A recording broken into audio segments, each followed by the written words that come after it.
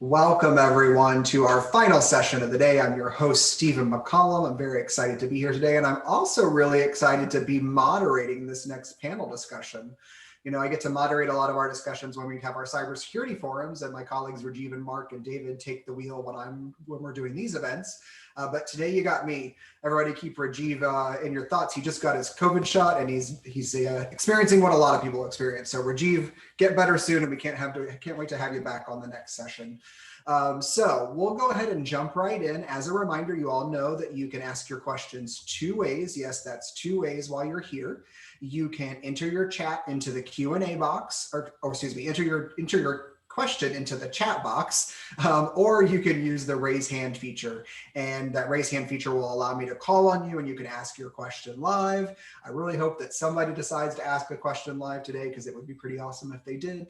And then of course, I want to thank our sponsors, Team Dynamics and UKG, for helping us make this session possible. So thank you all very much. We're going to go ahead and jump right into panel introductions. I'm just going to go around the screen as I see folks and have each one of the panelists tell you a little about yourselves, or tell them a little about yourself. Welcome, Dr. David Kalber from Metro Health in Cleveland. Could you tell us a little bit about your role?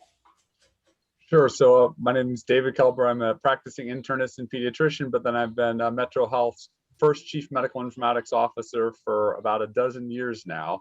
So in that role, really responsible for sort of all of the health IT where it touches either our patients or any of our staff. Wonderful. Well, thanks for joining us, David. And then I'm going to go to the bottom right corner and ask Andrew Graff with Team Dynamics to introduce himself. Welcome. Yeah, Andrew. sure. Andrew Graff. I'm Chief Product Officer for Team Dynamics, and we're a cloud software company that focuses on work management and integration and automation tools. Wonderful. So glad to be here. Thanks for having me. Thanks for joining us. John Kravitz, why don't you go ahead? Yes, thank you. My name is John Kravitz. I am the Corporate Chief Information Officer for Geisinger Health System. We are based in central Pennsylvania and northeastern Pennsylvania for the most part. Yeah, we are an integrated delivery network. So we have a health plan, a medical school, as well as a clinical enterprise of about 11 campuses that we provide services to, and ambulatory services as well. In addition to be the CIO of Geisinger, I'm also the chairman of the board for Chime. I've served in that capacity the last 2 years. And thank you for all the work that you give back to the community, all the work you do for the community. That role as the Chime chair is huge. So we really appreciate that. Thank you. All right. And Dr. Chris Mullen, go ahead. Tell us a little about yourself. Yes. Hi, Chris Mullen. I'm the Executive Director of the Workforce Institute at UKG. UKG is a workforce management, human capital management software company where we help HR practitioners and companies really better their workforce. Wonderful. And last but not least, Mike, go ahead. Thanks, Stephen. I'm Mike Rustochia, Chief Information Officer for Penn Medicine. Many of you would know Penn Medicine as the combination of the University of Pennsylvania Health System, our 6 hospitals and associated clinics, along with the Perelman School of Medicine, which is the oldest school of medicine in the country. Excellent. Well, thank you all for joining us. Welcome again, everyone.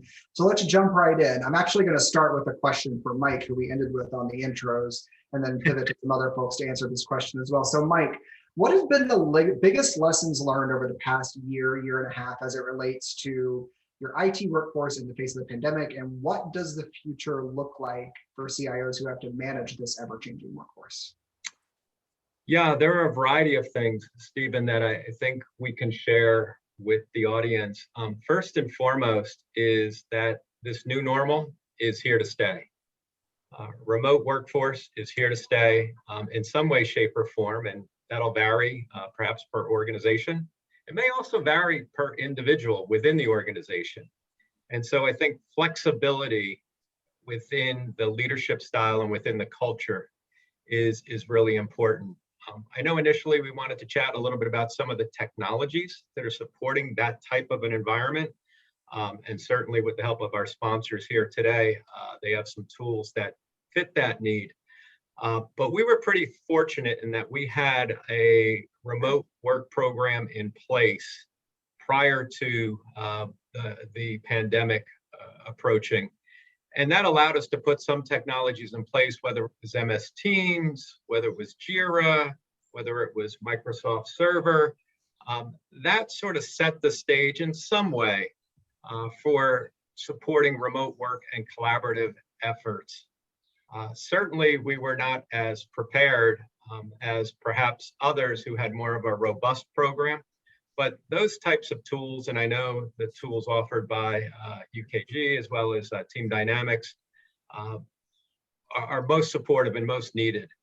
My last comment on this is the fact that we had such a program in place to sort of smooth our way into a full remote effort. Sometimes it is better to be lucky than good. And we were lucky to have that program. And sometimes luck is a residue of design. And I think to that end, we listened to our employees over the years and understood the types of work arrangements they were most interested in, and we needed to support. For those that know the base of Penn Medicine, we're right here in downtown Philadelphia. Not the easiest place to get to on any given day, whether it's sitting on a freeway in traffic, whether it's sitting on a mass transit train waiting and being scrunched in with others. It's not always the best. So some level of remote helped us, listening helped, and certainly the tools that I mentioned have helped. Wonderful. Well, thank you so much. I'm going to pivot over to Dr. Kalber and have him add a little bit to that. So, David, you're obviously in the unique position of being a CMIO, but also leading the informatics workforce, so heavily involved in the IT group and all of IT workforce management. So, what insights could you provide in some of the lessons learned that you've had over the past year plus? Which I think some of it's similar to Michael. I mean, we already had what I would call a very small sort of remote workforce. We were sort of dipping our toe in the waters for a couple of years. And I'd say, like a lot of things sort of we sort of went from like one day having like, maybe 5% of our workforce doing something to like literally like the next day having like 90% of our workforce doing something. So I think it really catalyzed a lot of things that we were thinking of, but just sort of increase that sort of change management emphasis. I do think sort of looking forward a little bit, the idea of we sort of swung way over to the other side, right? So except for our endpoint services people, where we really felt like you can't troubleshoot a lot of things remotely, but other than that, pretty much everybody, particularly for those first several months, were all remote.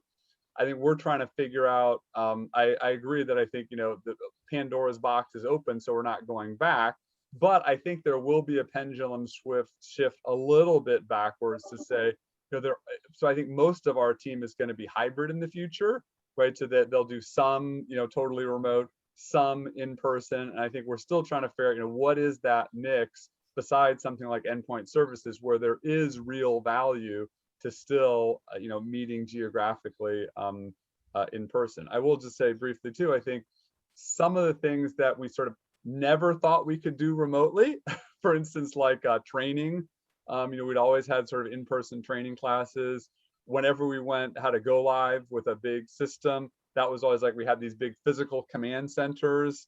And again, we never, previously in our strategic plan, we never thought those could be virtual. Now, of course, when we were forced to do them virtual, we actually found, hey, those things actually work virtual. And, in some cases, there are really unintended positive benefits from going virtual that, I think some of those examples I just gave in terms of training and some of our, physical command centers that we used to have will probably never go back to, sort of full in-person training or, these big in-person command centers. Yeah, and I think that's a great point. You guys, you're talking about kind of taking a phased approach or a structured approach to different things, right? Depending on what the work is. And that's the same conversation we have around telehealth, right? Like some things are really good for telehealth, some things aren't. So if we take that same lens and look at it from a tech perspective and how we're going to enable the workforce and manage the workforce, I think that's a wonderful point. So thank you for making that. So we have several topics we're going to cover, but and I'm going to come back to the technology in just a minute. And Chris, the first two panelists have touched a little bit on hybrid workforces and changing culture and talent strategy a little bit. And I know that UKG has done a lot of stuff on that. So if you could talk a little bit about that and kind of help us set the stage a little bit more, and then we'll continue to set the stage and get into some meat of the conversation. So go ahead, Chris. Yeah, I think the other panelists are spot on, right? this is a time that we've never seen before. Everyone, got through it as best that they can. I believe the underlying or the overarching theme is it's important to understand where your employees are coming from at the moment. Whether that is they still want to work remotely, they want the hybrid. I do personally agree that most folks will want a hybrid. I think people are just really yearning for some people interaction at the moment. Not that I don't like all of you on the screen, but you're still on the screen, right? And we want to be in person at some point and get to see each other. But I don't think people want to come back 5 days a week either. I think it's going to be this hybrid and companies are going to need to listen to their employees to kind of figure that out, to have a better understanding of what do their schedules look like if they are doing a hybrid? How do you manage office space, desks? And a lot of times technology can help us with this. Employees and workers really also want some sort of flexible scheduling.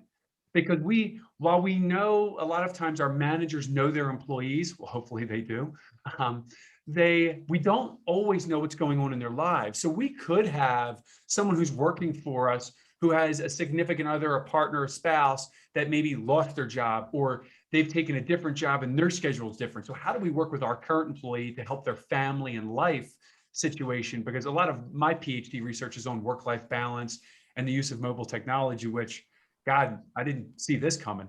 If I did, that'd be great. Be able to tell the future. But this idea that how do we bring the whole person to work? How do we include the whole person in our decisions as a company, making it more personal so that we can accommodate this hybrid? And technology, I think, is a really workforce management, human capital management, which is the business we're in, can really help that. And then that also goes to the next step is when they are working for us, are they burning out? We do know that, right, especially in the healthcare field, there's a few studies that just came out this month that 29% of physicians and nurses and healthcare workers, they considered leaving healthcare due to the burnout from COVID. And so we do, if you have a sound HR, HCM technology, they can also help predict burnout as well. And so I think there are a lot of things that CIOs need to take into account, and God bless the CIOs because just like from the HR field, they're so much more needed now, and we see it because the COVID was the catalyst for both of these functions being so integral to the business. All good points, Chris. And I know when we kind of get further along in the conversation, I definitely want to come back to this idea of culture, hybrid, talent strategy, how you're identifying talent, all that stuff. But first, I want to hop to John. John, I know when you and I had a chance to talk and we were planning for this session, you had mentioned a couple of really good things that I wanted to make sure we talked about. One, you talked about the role of diversity, equity, inclusion efforts in the CIO's future and what they need to be focused on and some of the stuff you're doing at Geisinger. And also, I know that you've also been doing some workforce automation tools. So let's talk about already that I want to talk about. So let's talk about the DEI stuff first, and then if there's anything else you want to add in or add to, and then we'll jump to that workforce question. So you're on mute, so go ahead and unmute yourself and go ahead. Thanks, Chris. Yeah, I'm sorry, Stephen. So basically, where we are at Geisinger, we are very much in a non-diverse environment. Now, working remotely allows us to provide more diversity into our workforce, which is really important for us.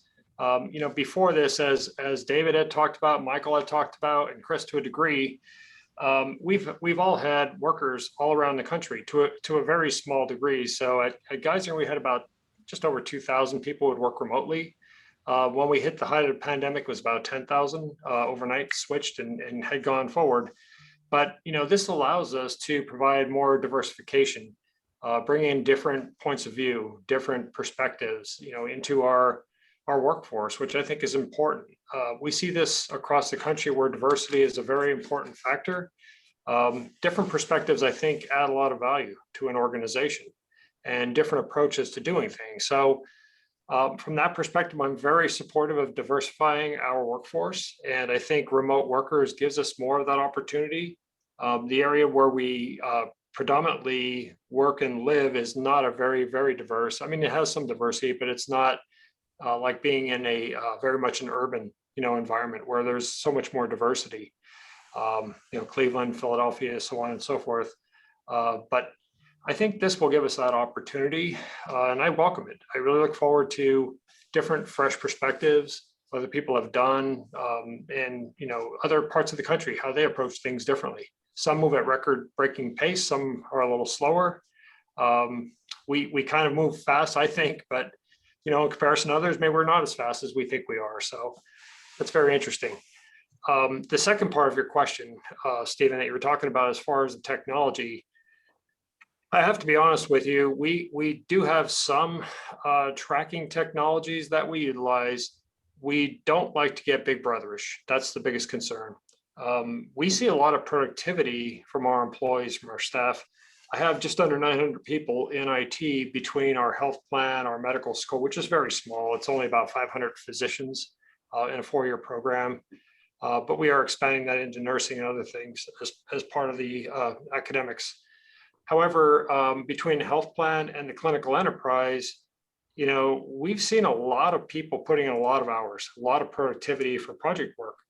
And I see my colleagues nodding their heads as well. I think we all have seen that. And it's tremendous, the amount of dedication people have to the organization.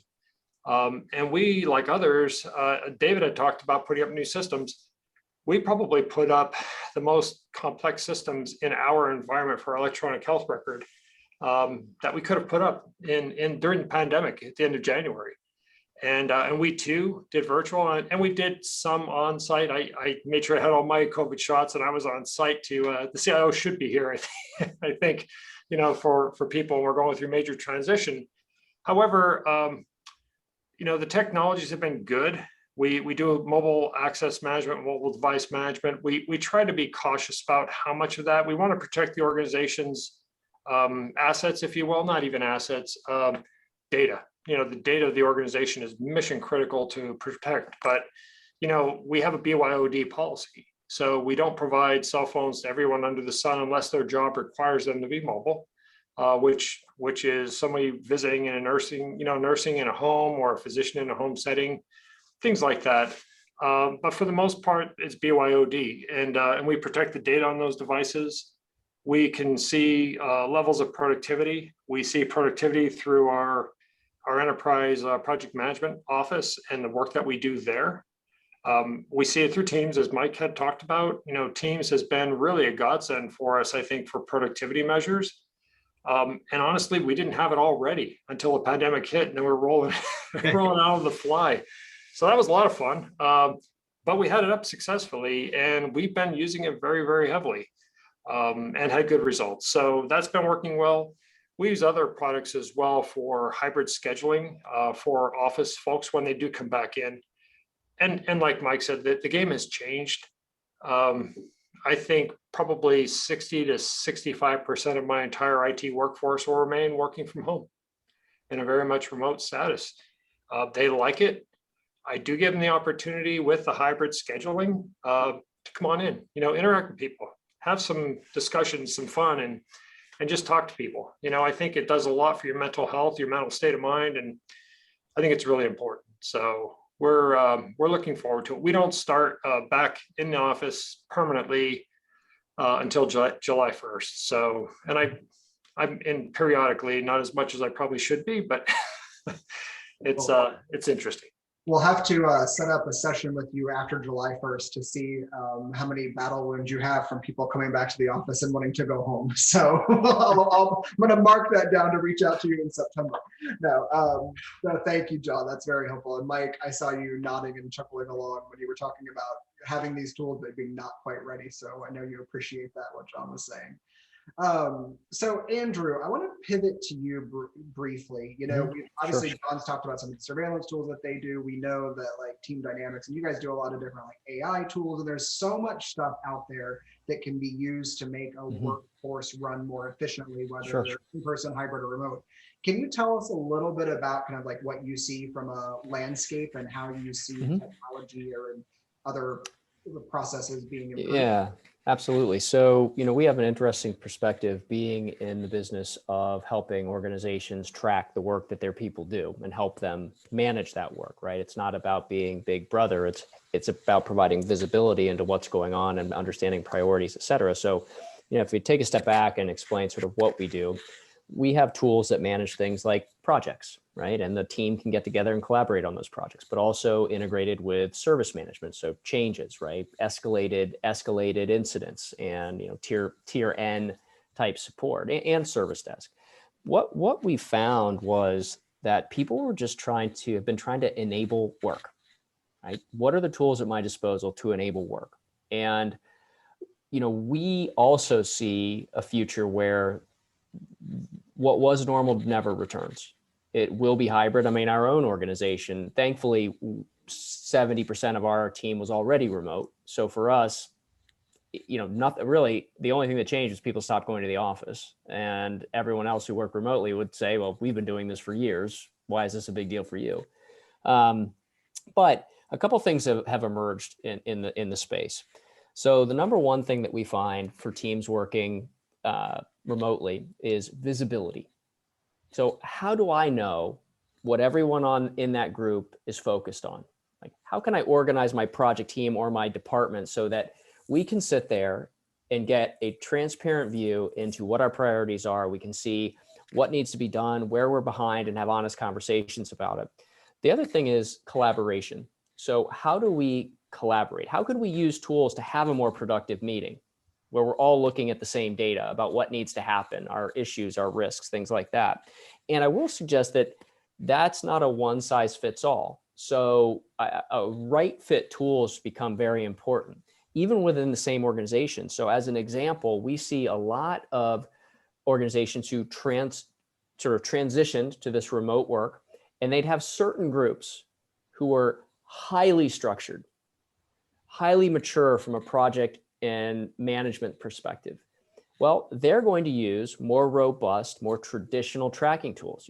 Their meetings often consist of looking at things like Gantt charts, right? And tracking all the status of things. A lot of teams hadn't had the need for anything like that. So when you put advanced project management and team management tools in front of teams who weren't used to it, their heads explode. It's like, what am I going to do with this?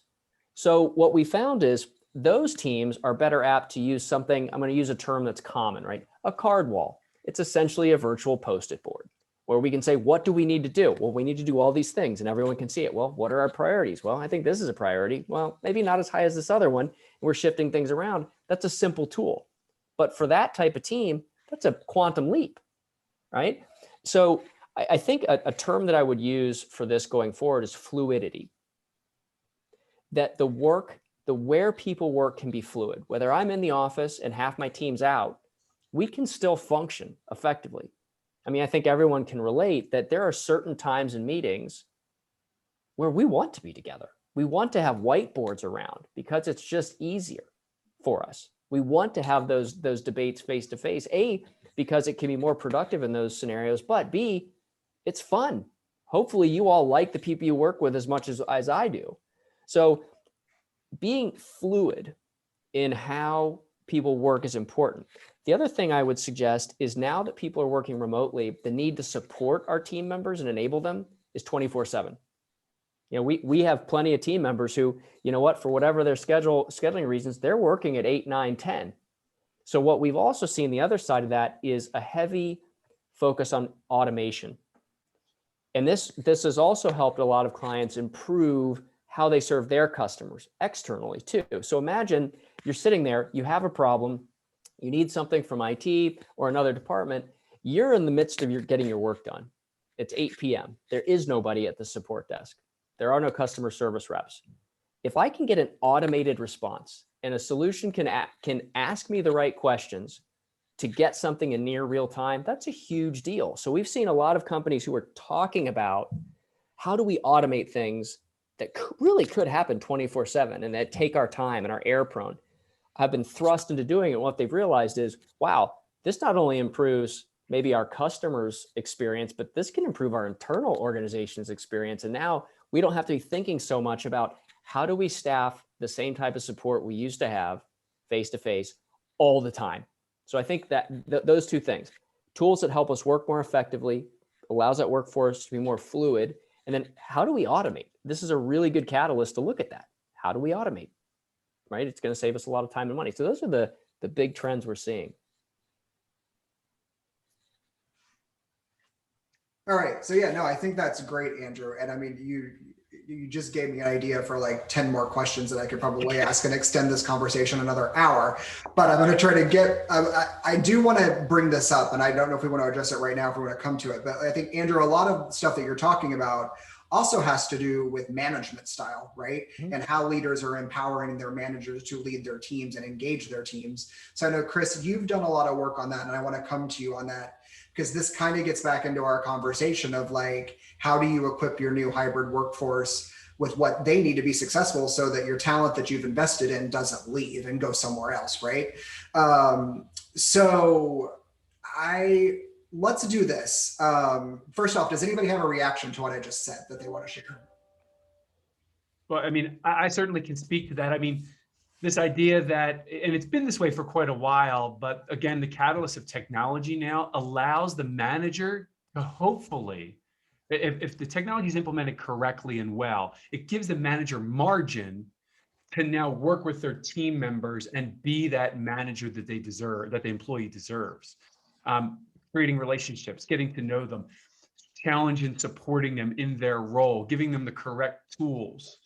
That's what I see is what should be coming out of what we all just went through, is this type of relationship. And it can happen virtually or in person. As Andrew pointed out, there are some things that are way better in person than they are virtual, but it can still happen.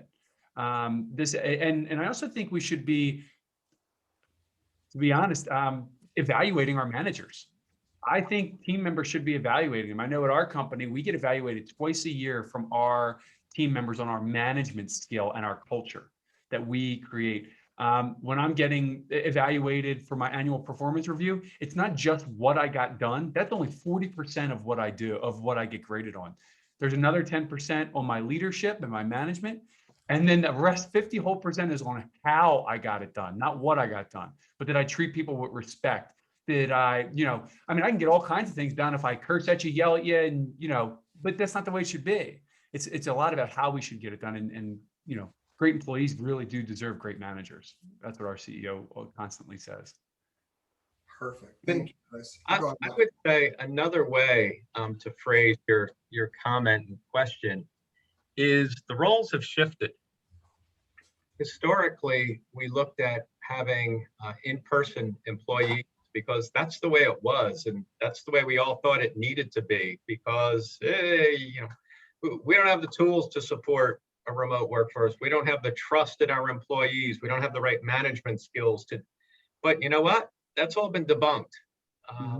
We've worked through that. And now the ball has shifted from the employer having the direction to the employee now has the decisioning as to who they really want to work for. To John Kravitz's point, John's going to be recruiting across the country instead of just from his general geography area. Well, now a lot of people that like John or like Geisinger might have interest in working there. And that's a threat to folks like myself and David and others in healthcare.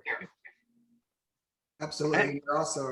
You're also dealing with the fact that a lot of these geographic areas like West Virginia, et cetera, are offering incentives for people to move to their states, right?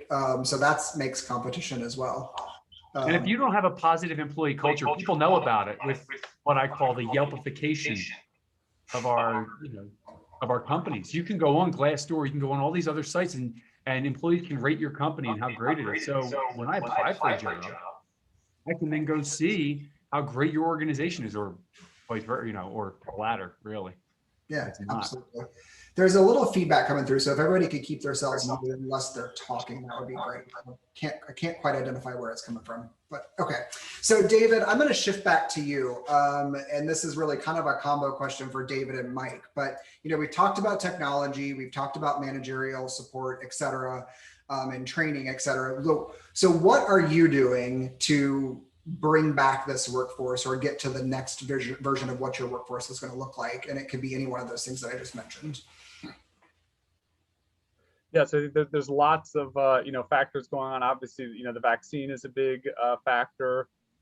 Some people are getting it, some people don't want to get it. I think on the technology side, we're trying to just support a much more diverse type of engagement that we would have with our employees, so that it really is sort of much more, as some of the comments were mentioned, so you still got to get the work done, but maybe 8 to 5 is less important. But just really trying to equip people with what those tools that they need to do their job. And I think we're looking, maybe we'll hear some here, sort of what are some of those best practices, because I think we threw in a whole bunch of technology and processes when we needed to last year, but we're still trying to figure out how all that works. I think some of the other things we're wrestling with are for the people that really want to do virtual, how do you get some of those what I would call casual interactions that would happen when everybody's face to face, that when it's virtual you don't have. So again, I don't know if these specific examples are helpful. So my CIO and I, we started now 7 to 8 the first Tuesday of every month, we have virtual office hours. So we get on a Zoom meeting, and literally any employee that wants to, we used to call it Coffee with Dave's because our CIO is Dave as well. But that would be when we'd be meeting physically, right? Well, we can't do like Coffee with Dave's anymore. And also then that's not as flexible for everybody. But I think there's also this challenge of, how do you bring in some of these things that are really important for the culture and some of these informal activities? I mean, I'll give you a sense. We had a virtual holiday party this year, right? And so, we had to come up with a whole different group of activities that were different from when we had our physical holiday party, which we've had, for the last, 20 years or so. So I think, trying to figure out what some of those not sort of like super mission critical elements are. Obviously we weren't thinking about a virtual July 4th, party last summer. We were just trying to figure out how do we survive. But now, as we know that this is more of an important piece in the future, how do we build in, some of those things that are so much a part of, an effective culture. Just one other thing I'll bring up, and again, I'm happy to see if other people have ideas. I'd say the one thing we've been really struggling with, we're actually on it. I mean, 2020 was an amazing year for us with this huge growth phase.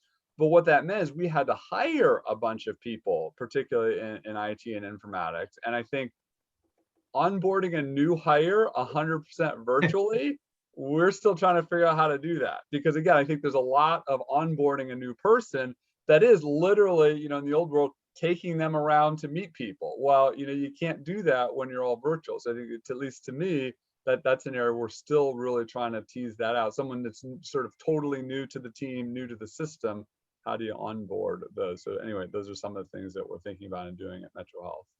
It's wonderful. And thank you for sharing those, because I think we often think that we're dealing with this stuff alone and no one's else going through this, but it's nice to hear, folks like yourself saying, hey, you're not alone. So Chris, I'm going to pivot. Well, before I pivot to Chris, I want to ask you, John or Mike, do you have anything to add to what David said about how you're, kind of working from a tech perspective or a cultural perspective, getting your workforces back? Yeah, I would go just real quick and then hand off to John that I think listening to your employees is critical. And we listen, directly in meetings, we listen through one-on-ones. We also listen through surveys. And, I think what I've found through those surveys, and I think others are finding about the same thing, and I'm just rounding the percentages, but there's 10% of our employee base that, man, they want to come back 7 days a week, back to the office. And they're sitting at a kitchen table, there's stuff going on around them, there's phones and music, and like they got to get out. And so I have to be supportive of that. Then there's the opposite end of the spectrum, which is, hey, I'm doing great. I don't have to sit on the expressway. I don't have to be on the train. I'm getting more work done than ever. I'm working longer hours. This is great. Maybe I'll come back once a month to say hello or something. Then there's the 80% in the middle that said, just like everyone else here said, I like that 2 days a week-ish thing, coming in, seeing my colleagues, going to a meeting, getting that collaborative spirit back, but then I'll go back and do my work in my workspace at home. And so I think listening, being flexible, and then clearly communicating what our approach is going to be is critical, because I am in a situation where I have at least 5 other major health systems within 20 miles. And some of them have gone all virtual. Some of them have said, we're going to do that hybrid approach. And others have said, we're not quite sure what we're going to do yet. I haven't heard anybody say we're coming back 5 days a week. And, I don't, for everybody. And I don't think anyone's going to be doing that. But John, Mike, I agree with everything, especially no one wants to sit on the Schuylkill Expressway, my man. We've all been there. Yep. Yeah, so I think just adding to what Mike said, as a matter of fact, I worked with Mike for about 3 or 4 years. So I had the pleasure of working and battling that Schuylkill traffic every day. So that was no fun. But in any event, yeah, I think we will definitely be in the same state, right? Probably somewhere in the middle, maybe 50, 60%, where the hybrid scenarios hit. But to David's point, coffee with David's, I like that. That's kind of cool. I'll have to change and make sure my next CMIO's name is John, so we could do that. Coffee with the Johns. That doesn't sound very good, but it can work. But in any event, we are actually hiring some high-level positions. I'm recruiting a CTO right now, and everything's been virtual. It's been pretty wild, and having the virtual sessions all the way through has been really interesting. Now we're getting down to the final, so we're bringing them on site next week to have those discussions, because you really want to interact with them, and you think you look them in the eye in a video camera. Do you really? Do you see them tremble in the video camera? Just kidding. It's interesting though to think about that, and how far do you really go with this? As far as you can go virtual, I think it's really important though to take it as far as you can. We've had people from all over the country interviewing for this, so all in their home settings, obviously. Some great candidates, and I'm really excited to start the finalization process on premise next week. So it should be good. Wonderful. So, Chris, in a minute, I'm going to get to you, and I want to talk about how our employers personalizing return to work strategy. So I'll let you think about that a little bit. But first, I want to bounce to Andrew, because Andrew, obviously, in all the comments that I've heard, and I think you probably agree, communication is key, right? And we can all argue that mass communication is probably now more important than ever. So from your perspective, I've got a twofold question. Again, it's choose your own adventure. You can answer which one you want to answer. But Sure. How are your organizations ensuring that, how can organizations ensure that they maintain and build culture as hybrid teams work together through communication, right? Yeah. But then right. also, how can technology be used to facilitate communication and maybe take the load off of take the workload off of people so that they have to focus on communication and getting back to work. Sure. So there you go. So a couple things. So again, Team Dynamics is a service management, project portfolio management, and integration and automation platform, right? We cater to healthcare, a couple other markets. So a part of this is, I'm going to go back to transparency. So if I'm working on a team, I can see what we're doing. I know what our priorities are. That has to be visible. I have to have the right types of tools for this is going to be a terrible pun, but I can't think of anything other way to describe it on the fly. It has to fit with our team dynamics. I hate that I'm cringing right now. Please know that I did not plan that, but I'm not feeling very creative. Spelled with a CS, the way I'm framing it. But the idea is, how do we not only show people what we need to focus on and our objectives as a team, right? And at the same time, how can we be proactive in making sure people know as things change? So think about things like email notifications or SMS notifications or Slack or Teams notifications as dynamics are changing for the work we're doing. We're commonly seeing teams who are working remotely saying, you know what, I didn't know that this had happened. If someone had told me, I could have addressed it. So thinking about how we're leveraging communication technologies more effectively. And I'll point to Teams and Slack, right? I have a favorite. I would love to put money on who I think the winner is going to be, but this is not the time or place. It's a totally different conversation, right? But we're seeing the need to integrate communication and work items, right? The tickets, the tasks, the cards in with those environments, because that's where we're collaborating.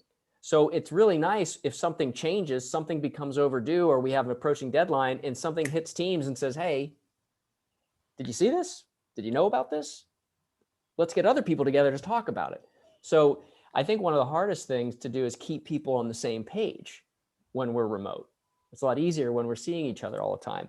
So I think those are a couple things. The other thing I wanted to comment on, someone used the word trust. I think one of the biggest things that has changed through this pandemic is we have shattered the misconceptions that our team members are not trustworthy to get their work done.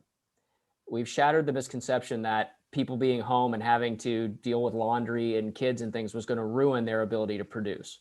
And it just hasn't happened. It just has not materialized. So I think that's a big deal. And I think it's going to affect everything we do going forward. I think the level of trust in colleagues has gone up exponentially. The other thing I'd point to was with building teams and remote teams. We're being a mostly remote company. A couple of things we've done that are interesting. This is a product, but I don't know if there's others that do this, but we use a product called LeadBot that integrates with Teams.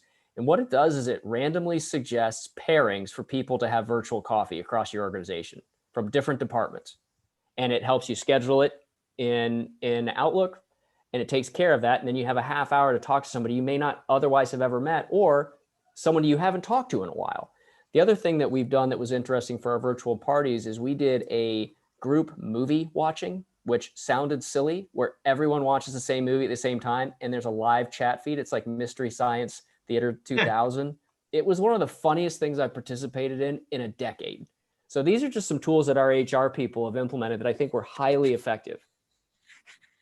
Wonderful. It's funny that you mentioned the movie thing, Andrew. Chris Longhurst, who was on our last panel, their IT shop has a tradition of every time a new Star Wars movie comes out, the whole IT shop would go and they would rent out free theaters and they would all watch Star Wars together. So I'm going to attempt to tell him about this virtual movie.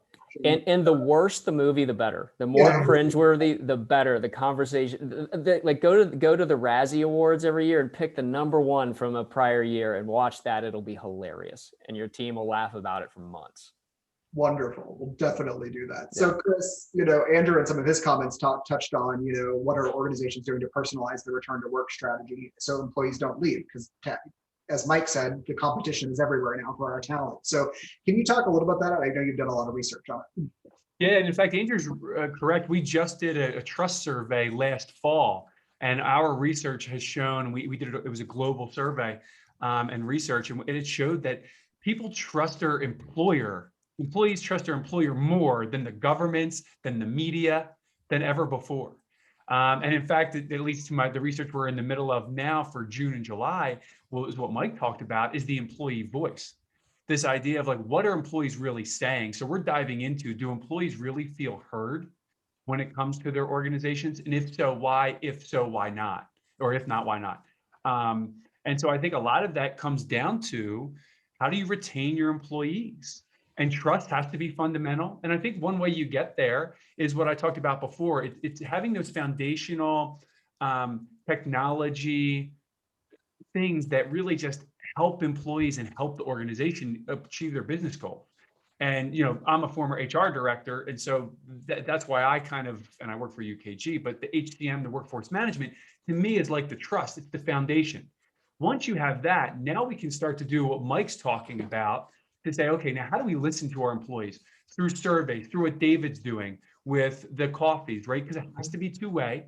It can't just be one way. They need to know, your employees need to know that you're doing something about what they're saying, or that you at least recognize what they're saying, and this empathy for them. I know that, some of the survey tools out there, the ones that we have at UKG, we actually can use artificial intelligence to help the CIOs and the CHROs determine what's coming out of the survey from their employees. We also have natural language processing, which also can give you sentiment. Is it more negative? Is it more positive? That's a whole nother level than just a rating score when you're really wanting to listen to employees. When employees feel heard, they're more apt to stay, and they're more apt to actually recommend your company for other people to work for them. And so you're actually increasing your recruitment because your employees are loving where they work. And that just builds a culture. It's this foundation, it's this phased approach. You're almost building a house in that sense. And there are a lot of ways to do it. And, we talked about the technology also allows your managers more margin so that they can help with the culture. That's from a management leadership perspective, so that their employees feel like they're cared for. Because if employees don't feel like they're cared for, they're just going to leave us. They're going to go somewhere else. Like John talked about, and like what John's working towards, we can go work anywhere in the world if we really feel like it now. And this proved it. I mean, and the idea that I also agree with Mike that there's no one saying, well, I'm sure there are companies saying you have to be 5 days a week. Those companies I don't know that are going to survive. I know I quit a job years and years ago because I had 1 day a week I worked from home and I didn't feel like driving an hour and a half each way. My boss told me I was more productive. I answered communications quicker because I wasn't in meetings. And that the top leadership said, no, we just want people, we want butts in seats. And that just didn't align with my values because they couldn't come up with a good reason. Plus my PhD research was on work-life balance. So I had to kind of stick with that. But I think that's important for people to start to think of a strategy, because we know from what Mike, John, Dave, and Andrew are all talking about, we know it can be done. We just have to be able to do it and put our mind to it, strategize about it, get great partners, vendors who are partners to kind of help you out so that you can do what you do great, which is caring for people. Right. No, that's a good point. So Chris, I have a follow-on question that we didn't discuss in our planning, but like, as someone who's doing this research, what's the collective impact of just the emotional strain and quite frankly, trauma that this whole pandemic has put on the workforces? Like, how does it make a CIO's job more difficult or any leader's job more difficult to execute on what we've been talking about? Yeah, it does make it fairly difficult because we haven't seen the full impact of the mental health, the burnout. In the healthcare industry, we're really, I think anyone talks about a second wave or another wave, the next wave, everyone in healthcare, like their ears, everyone's like, whoa, hold on. We barely made it through this one. And God bless y'all. And so we need to be able to take that into account as we go through this. I honestly think, I know there's a lot of folks out there who are just projecting, well, we're just going to keep with the technology. We're going to keep shooting the innovation forward. I honestly think everyone needs a lull. We need a little bit of a break where we can just do our job, be with our families and friends, see each other once again, and then, okay, great, let's take off again. But I do think everyone needs this, like, let's just have a quick break for a minute. Let me gather myself. I think companies as organizations need the same thing as well. But then let's take off again. But you're right, Steve, is that the mental health is a big thing that's coming forward, and the burnout that's about to take place. We need to be able to care for our employees, and if we do, they'll reward us. We already heard from John and David that and Mike how much people are being productive from home. I'm a little worried that they're overworking. And as a manager, when I talk to my team, I constantly ask you, when was the last time you took a day off? When was the last time you had an afternoon to yourself? And it doesn't matter if you have families or not. I know there's a lot of talk about, well, families because everyone's at home. I've got 4 kids. But I'm also worried about my employees who are home by themselves, loneliness. I'm worried about not just the remote workforce, but the Workforce Institute, where I'm the executive director, we talk a lot about the frontline employees, those who have to be present to work. I'm very concerned. That's why I talked about scheduling, flexibility, shift swapping. It can't be equal. We know this between the people who can work from home and those who can't, the haves and the have-nots. But how can we make it equitable as we can? And if we can let those who need to be present help choose when they work and how they work, I think that's important, and that will go a long way with them. Perfect. I could go on for hours. Sorry. No, you're good. That was perfect. Thank you so much. So David, I want to pivot over to you because I know you guys are doing a lot of things, both to care for the workforce, right, and also to kind of expand your talent pool and looking for talent from. So if you could maybe touch on both of those topics, that would be great. So I think, again, just to expand a little bit, I think that the idea of a virtual workforce is both a threat and an opportunity. And I think, so again, we're Cleveland. So, some people really want to move to Cleveland. A lot of people like Cleveland isn't like in their top, 3 big places that they want to necessarily move to. But, again, the nice thing is, literally, and, we're thinking about, hey, you don't need to move to Cleveland anymore. But it actually means like our whole recruitment, sort of HR process needs to change. Similarly, we've had staff that, were, literally one of our staff members, took a job in Columbus, right? Now, what happened is he probably wouldn't have taken that job before, right? Because before he would have had to move to Columbus, right? But now they're telling him, hey, you can make a little bit more money, do a little bit more different things, and you don't have to move at all. The fact that you're 2 hours away, no problem. We're going to set you up virtually. So I think, again, it's sort of that double-edged sword. But I think, it's really made us think both about our retention strategy as well as our recruitment strategy a lot differently, because I think the things that become valuable when geography is sort of literally taken off the table as either a reason to stay or a reason to go, everything else that, because I think for a lot of people, geography previously was a really big factor. And then when that's taken off the table, then, people need to think, a lot differently about what are those other factors are, and then sort of beef up their game, both in terms of recruiting new people and in terms of, keeping existing staff in other areas. Wonderful. Okay. I'm going to take a brief pause from our conversation, and I'm going to tee up the last question that I'm going to ask you all, so you have a few minutes to think about it. I mentioned at the top of the call that we were going to talk about diversity, equity, and inclusion a little bit on this discussion, and that's what I'm going to end with.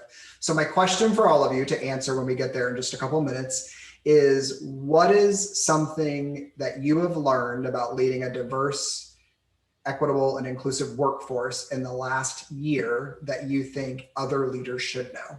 Just one thing you've learned. So think about that while we go on.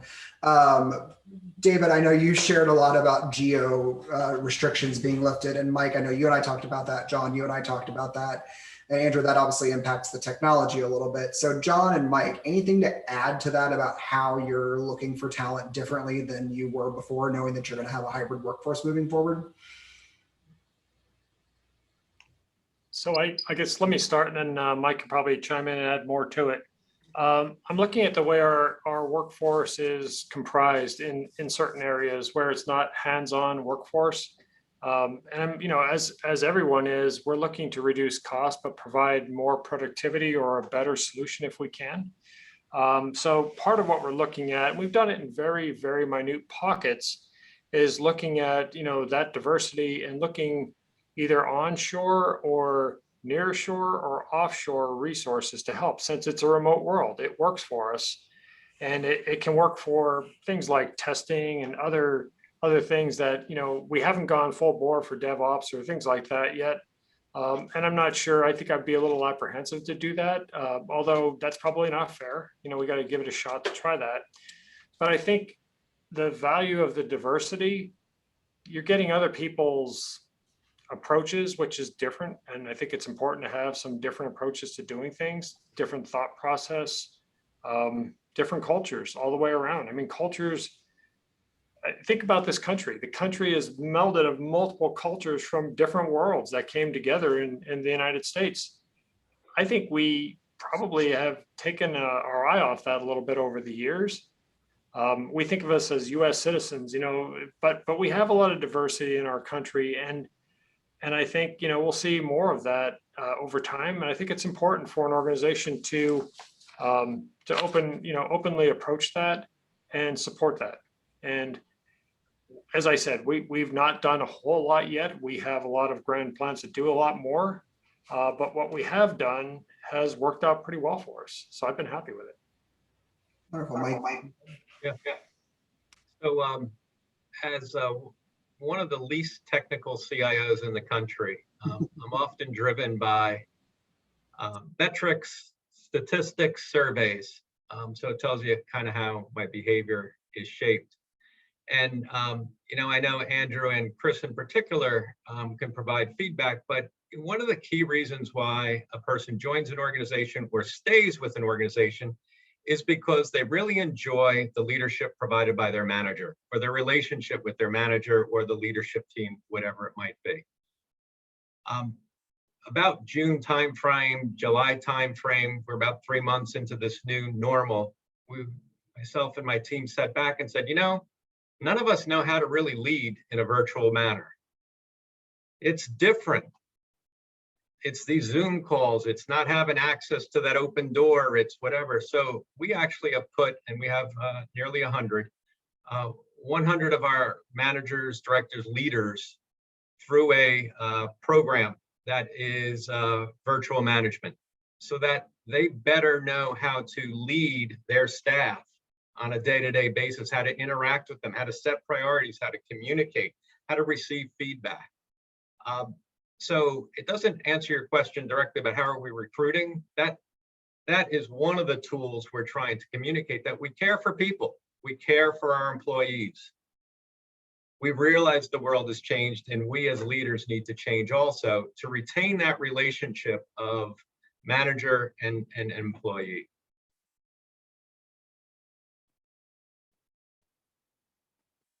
Mute. I'm on mute. Thank you.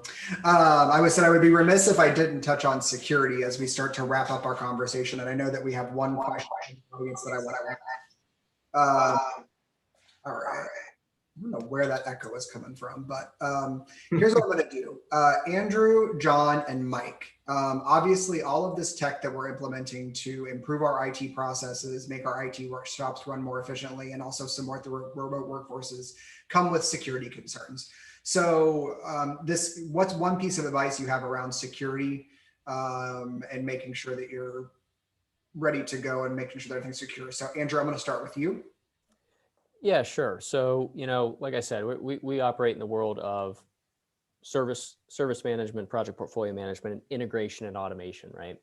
So I think, especially being a cloud provider, we have to be hypersensitive to, our security guidelines and the things that we need to help support with our customers. So I often think that doing an ounce of homework about the solutions you're engaging with goes a really long way, right? Figuring out, hey, what are the standards we need to meet? Let's send those over to our technology partners and make sure they adhere to them, or that they have some solution to the concern that underlies that requirement we're giving them. I feel like a lot of organizations don't do the homework that they need to when considering technology buys, because I've also seen issues where we've seen solutions even on our own organization that get down to the 11th hour and we discover something that we should have discovered up front, that we then have to go back to the well to find a new solution. Wonderful. Thank you, Andrew. Mike? Two-factor authentication and encryption. Just that's it. Lay it on as heavy as you can. Yes, it's great. Wonderful. John, I see you nodding along over there. Oh yeah, I'll trump him and go advanced endpoint protection. All right. and security surveillance. So that works. I honestly, seriously, it's a very tight relationship with our CISO and following NIST standards and things like that. Andrew alluded to that, Mike, to a degree. But I think those standards are really important for the organizations, and we don't take security very lightly. And hopefully, I'll keep knocking on wood, we stay out of the His Talk magazine or some of the other ones that might come out. Any magazine. I don't want to be on social media for any kind of data issues or data exposure. So very, very important to us as an organization. Wonderful. Thank you. All right. I have one question, and I think this question actually touches on larger compliance issues outside of the IT shop, but I'm going to ask it anyway and slightly modify it. How are you dealing with employee safety issues, i.e. possibility of mandatory vaccinations, OSHA guidelines for cleaning and ventilation, employee masking and social distancing? I know some of that stuff probably doesn't apply to you all, but just in general, does anybody want to take that and take a stab at that? I'll take a stab at it. We've done voluntary vaccinations. We've only hit about 71% of our workforce. And then I find out IT is a big culprit. So I'm going to try to see if I can get more of my folks to consider vaccinations. I think it's really important, but it depends on their beliefs and their medical history and all the other things that are major factors for that.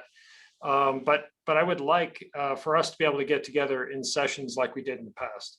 And it's just easier when you're not wearing a mask if we get to that point in the near future. I think it's really important. I would really, really appreciate that. But we are required to wear masks all through our organization, even in meetings everywhere. I mean, that's just the way it is. And I see David nodding his head. I'm sure it's similar at Metro and other places too. So that's our David, from the clinical perspective. Yeah, so we have mask requirements if you're on site. We have social distancing requirements. We have meeting, you have to have, for a while, we banned all in-person meetings. Now it's, certain size restrictions. I guess I'll just comment briefly on the vaccine. I think right now everybody's sort of, it's just voluntary. I think I do see a time, again, I don't know, is that a 2021 thing, 2022 thing? I think, certain job roles are probably going to have a required vaccine. Again, I don't have a sense for the time of that, but I think once the safety becomes pretty clear, again, like almost everybody in healthcare mandates influenza vaccine because that's a very well proven thing. And I think, eventually the same thing will happen with the COVID-19 vaccine. Right. And then there's precedents with like TB tests and other things that have to be done when you work in healthcare too. So, okay. Mike had to run to a meeting and I knew he had to bounce. I was hoping we would get to the diversity question before he had to run, but he didn't. So he left us, but that's okay. We won't talk bad about him now that he's gone. So, all right, as promised, to wrap up and close up, what is one thing each of you learned about diversity, equity, and inclusion this year that you think other leaders should know? And does anyone want to go first? Crickets. I'm going to call on Andrew. Go ahead, Andrew. Yeah, no problem. So I think first and foremost, we don't look at this as a question of diversity. What we're focused on first is how do we make Team Dynamics the absolute best place to work so we can attract anyone we want here? How do we create an organization where all of our team members are telling the interviewees, this is a great, great place to work? Because that gives us the ability to go out and build a diverse workforce, right? Because to John's point, in our geography, sometimes it's more difficult than others. So we have to be a great place to work first. Secondly, the thing I've learned is ask your team members, what do they think are the best ways to create a diverse workforce? We sit there in our executive calls, a handful of us every Friday. We have an enormous organization full of great ideas. So we ask via surveys, what are your ideas? And inevitably, our team members come up with better ideas than we had. All right. Perfect. All right. John, go ahead. Oh, John, I'll come back to you. How about that?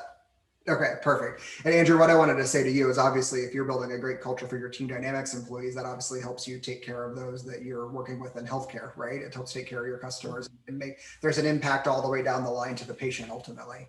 So Dr. Cable, talking about patients, talking about diversity and inclusion, what is one piece of advice you'd like to give? I guess I would say, I think we have to work harder at it and work differently because the things that, we've tried in the past haven't gotten us to where we need to go. I guess the only other brief comment I have, I think particularly in technology, it's also a pipeline problem, right? So the technology workforce, just people who are talented, people who have the minimum necessary skills are not representative of the overall country. And so, if all of us wanted to hire, a workforce that looks like our country, we literally couldn't do that. So I know what that makes me think about is how can we help further downstream, right, to get a better workforce that's more inclusive, equitable, and diverse, and then all of us can hire a workforce like that. Absolutely, and that speaks to probably getting into education and even probably pre-K education and family help and all that stuff. So John, go ahead. Yeah, no, I think some of the points that were brought up earlier that Mike and others have talked about, our employees are so valuable, and it's not like IT is ahead of the rest of the organization. I think we are probably on par with the rest of the organization in, realizing the value of our staff, the diversification of our employees across our organization. Well noted. I think our HR team is really on it, and I think we're kind of toeing the line together. We really respect our employees. They help us get the job done, but they're more like our extended work family, right? That's the way I look at it. And it's really important that, we manage them effectively. Again, it's been a challenge, as everyone else has stated, throughout the COVID, lockdown, but I think we've learned, we've adjusted, we've tweaked our approach to that. And we've made a lot of changes to try to make life more tolerable for our people, for our teams within IT, and I think others have too in other departments. So, I want to retain them. It's very easy to lose them right now because everyone working remote can be hired away for another, X number of dollars more in the lure of a better environment. Do they fit the culture better? I don't know. I want to make our culture the best culture it can be so that people feel that the communication go up and down the chain very quickly. We have IT town hall meetings twice a month with everyone. Unfortunately, it's chat messages right now because it's too big for like a Teams meeting or a Zoom meeting or something else where it would be total chaos. But we try to interact a lot. We try to make sure we're communicating and setting the direction and the strategy and communicating that to our people. So to me, that's extremely important. And I think our staff feels that way. And honestly, I'll know soon. We're going to do another pulse survey in May to see how it turned out. And we're working hard to make sure that communication is very effective and people feel they could trust. And I think they do trust their leadership team. At least I've seen that in the past from surveys. Wonderful. And Chris, last but not least, go ahead. Yeah, I mean, I really wanted to spend some time, what David was saying is a lot of it comes down to pipeline. So, and in your culture, like John and Andrew and David have all talked about, is really important as well. I neglected to say that UKG, we decided to merge two companies during the pandemic. So we were Ultimate Software and Kronos, and we merged together during the pandemic. And while we're not perfect at everything, everyone has things to grow, we still ended up number 6 on Fortune's top best places to work in the world last month. But that's to say you need to have the foundation of culture, and your managers play a part in that. From a diversity perspective, like we've done with COVID and technology, we need to rethink everything we know. And David was right on par. Is when I start to talk to people about, I used to be in equal opportunity at Colorado State University. I used to oversee all the hiring for the university. And people would say, well, we just need to, bigger net, cast a wider net for that job, bigger pipeline. Let's go to this college, that college. The system may be broken. Do they really need a college degree to do that job, whatever that job is? Mm-hmm. Can you take high schoolers, put them in, from an IT perspective, can you put them in a coding certification and then they come out as coders? You're going to be able to retain them easier because you gave them a shot, right? So what other fields, right? You're not going to pull me as out of high school to be a doctor, that's for sure. But there are other jobs that we can help people and then create career development for them. And so there are a lot of great resources and technologies that can help with career development as well. And that helps people stay. So from a diversity perspective, we want, diverse of people, ideas is the best thing. This was the first time I ever got to hire my own team, was here at UKG from scratch. The most diverse team I've ever had, and the best sort of ideas. But we have to be humble as leaders and managers, like Andrew and was saying about the ideas. I want them to be able to tell me, that's a dumb idea. Here's a better one, in a respectful way, obviously. But that's the piece of diversity and inclusion and belonging. We have to add belonging to this. We want them for a sense of belonging at our organizations. And that comes from the culture, that comes from your hiring practices, and just doing things differently. Yeah, that comes back to how you support them and give them all the tools they need, whether that's tech or training, whatever the case may be. Well, thank you all so much. I know we went 8 minutes over. Thank you for sticking with us, both the panelists and our participants. I know you guys got to go. Absolutely wonderful conversation and a highlight of my day. So thank you. And I'm honored to have been able to moderate. Thank you, of course, to Team Dynamics and UKG for their sponsorship support. As always, everybody, all these sessions will be available on demand. And don't forget to join us next month on May 26th when we're talking all about security. All right, everybody, have a great day. Enjoy the rest of your week. Have a great weekend. Thank you. Bye, everyone. Thank you. Bye-bye. Bye.